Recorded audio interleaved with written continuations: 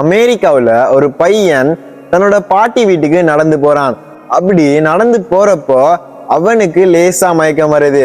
அதுக்கப்புறமா அவன் பக்கத்துல இருந்த ஒரு வீட்டு கதவை தட்டி எனக்கு கொஞ்சம் தண்ணி கிடைக்குமான்னு சொல்லி கேக்குறான். கதவை திறந்த அந்த பெண், உன் முகத்தை பார்த்தா பசியா இருக்கிற மாதிரி விளங்குது, உள்ளவா அப்படின்னு கூப்பிட்டு ஒரு டம்ளர் பாலை கொடுத்துட்டு சொல்றாங்க. நான் உனக்கு ஏதாவது சமைச்சு எடுத்துட்டு வரேன், அது வரைக்கும் இந்த பாலை குடின்னு சொல்லி சொல்றாங்க. அதுக்கு இந்த பையன் இவங்களுக்கு நன்றி சொல்லிட்டு எனக்கு இது போதும் அப்படின்னு சொல்லிட்டு போயிடுறான். பல வருடம் கழித்து அந்த ஊர்ல ஒரு பெரிய நோய் பரவுது.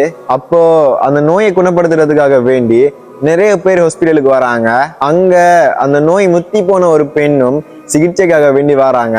அந்த பெண்ணை டாக்டர் பார்த்துட்டு நான் இவங்களை குணப்படுத்துறேன் அப்படின்னு சொல்லிட்டு அவங்களுக்கு சிகிச்சை அளிச்சு அவங்களை குணப்படுத்துறாங்க.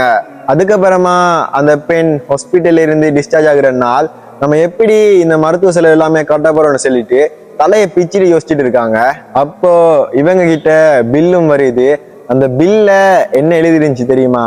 இந்த மருத்துவ செலவிற்கான பணம் பல வருடங்களுக்கு முன்னாலேயே எனக்கு ஒரு டம்ளர் பாலினால் தரப்பட்டு விட்டது. இப்படிக்கு மருத்துவர் ஹோவர்ட் கெல்லி அப்படின்னு சொல்லி அந்த பில்ல எழுதிருந்துச்சு.